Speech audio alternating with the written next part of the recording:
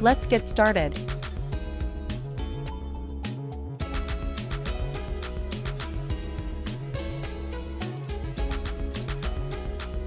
(1817) Gustav Nottbohm. Pianist. Pioneer in the research and study of Beethoven. He became acquainted with Schumann and Mendelssohn while studying in Leipzig. A collector of Baroque and pre-Baroque musical instruments. Longtime friend of Johannes Brahms, attending to him until his deathbed. 1833 Alexander Borodin. Composer. Remembered for his symphonic poem In the Steppes of Central Asia, as well as his Symphony No. 2 in B minor, string quartets No. 1 and 2, and his operatic work Prince Igor, completed posthumously by Alexander Glazunov and Nikolai Rimsky-Korsakov, the latter being part of the Five Composers. He is part of the circle of composers known as the Five. His early compositions date back to 1850, a piano trio, and 1852, Why Did You Grow Pale Early? In this series, we're paying homage to the musical legends who were born on this day. From rock and roll pioneers to jazz greats, we'll take a closer look at the lives, careers, and legacies of these talented artists.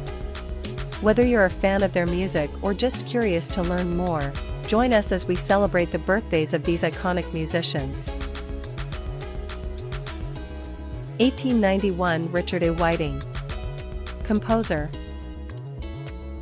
Composed standards like Hooray for Hollywood, On the Good Ship Lollipop, and Ain't We Got Fun? Nominated for an Oscar, Best Original Song, When Did You Leave Heaven, from the 1936 film Sing, Baby Sing. His daughters Margaret and Barbara are actresses. 1909 Bukka White. Blues guitarist. Delta guitarist, helped shape the Mississippi blues sound with singles like Shake 'Em On Down. Started playing guitar at the age of 9 and recorded his first album in 1930, a mix of country blues and gospel. 1917 Joe Stafford.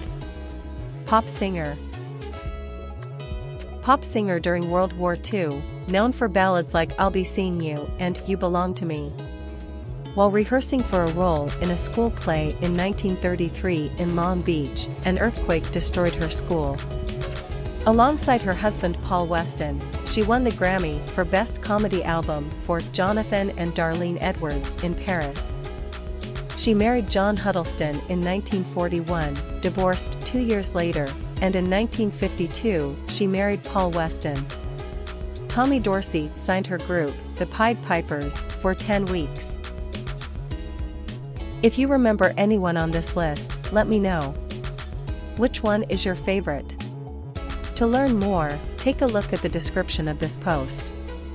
Remember that if you like the content, you can share the link, subscribe, and give it a thumbs up.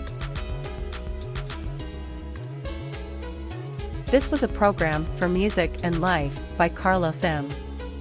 Created by Rune KM Productions.